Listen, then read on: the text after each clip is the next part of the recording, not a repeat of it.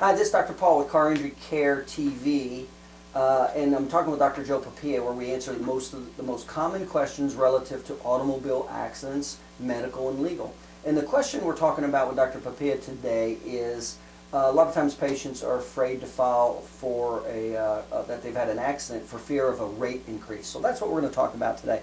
So Dr. Papia, what's your feelings on that when you have, by the way, have you ever had patients who are afraid to file after they've had an automobile accident because they're afraid the rates are going to increase? Absolutely. I've had that quite often. And what do you say to them when they say that to you? Well, as I would say to even a friend, I said, you have insurance for the reason to cover situations such as this. And if you are injured in an accident, you definitely are going to need medical care. You want to make sure that those bills are paid, as well as whatever damages your car, and make sure that that's repaired in a proper manner. As time off from work. I mean, there's a lot of issues that's what the insurance is for.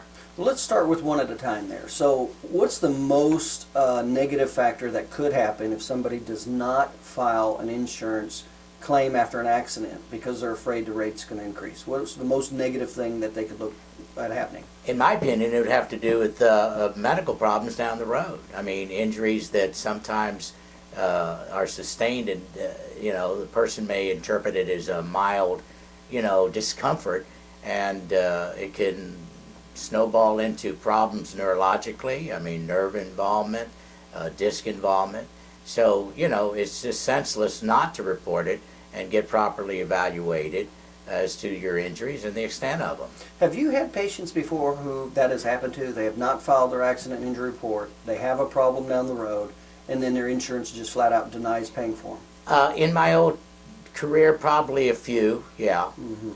And then what are some other, outside of the medical bills not possibly being paid down the road because they didn't, what would be, you said another one might be what car?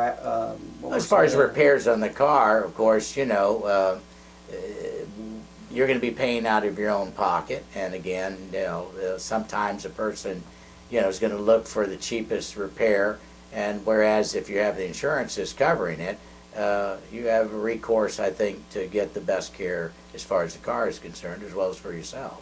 And then, so you said your personal care, the car. What about time off from work, if you had to take any time off from work? Yeah, well, absolutely. That does happen, even though, and sometimes it doesn't happen right after the accident. Like I said, some conditions start developing, and all of a sudden the person is experiencing a lot of pain, sometimes disability as far as use of the arm or shoulder region, especially in a nerve impingement in the neck area.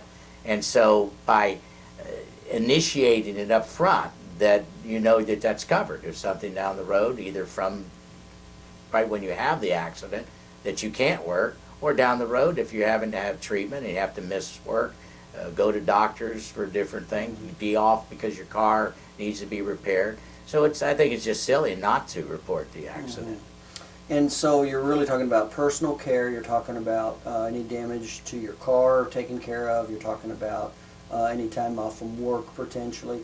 How long after an accident would you recommend that they go before they file the complaint, before they actually start running into trouble, meaning the insurance company starts denying their claims? Well, if I understand you correctly, when an accident occurs, I believe you should report it right away. There shouldn't be any delay of time before you do that. Now, the longer you delay from filing that, will the insurance company start to possibly deny your claim? Well, I'm not too sure on whether they deny, but I know they would question, if you were really hurt, Mm-hmm. then why didn't you report it? Why didn't you report the claim? Have you had patients like that before that waited too long and now the insurance company fights paying for it? Yeah, well, they question them and they'll tell me, well, they may be questioned as to, well, why didn't you report it before? So as far as totally denied, I can't remember if that's occurred, because usually I encourage a patient when they've told me they've been in an accident, and I encourage them that, don't be silly, report it. That's why you have insurance. And I take it you encourage them to report it for the reasons we just talked about? Yes, of course. And what about in Florida state law? Do you know how long they have to file an insurance claim, roughly? I don't know that, but because I've never like I said, in most of the cases, when a patient brings up that they've been in an accident, whether it's a pre-existing patient that I've been treating prior for other problems, or someone who calls in, of course, when they come in, I always make sure, that's one of the first things we do. Did you make a report to your insurance company? And what are, have you actually, do you get very many patients who have come in who've been in accidents maybe several months earlier or several years earlier? Absolutely. Several years. That's in our, going through a consultation with a patient, a new patient. That's one of the things we seek to find out. Do you have a history of any type of car accident, whether you feel you were injured or you weren't? Because so often we find the evidence objectively in x-rays, especially where a person was in a car accident, and you'll see degenerative changes in their neck, spurring, especially in the neck area. And so, and it's correlated when you look at the time and how old that looks like, that the car accident was probably the cause of it. Is there a chance that the care is covered for still from the accident? The longer the period of time, that puts a greater question.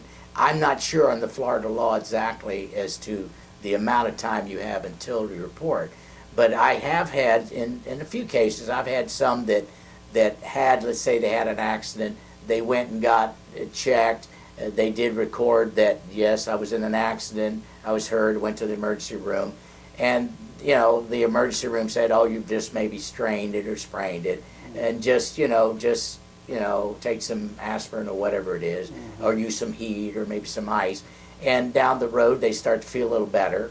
But then, as I told you before, whether it's 6 weeks or 2 months later, they start having a problem.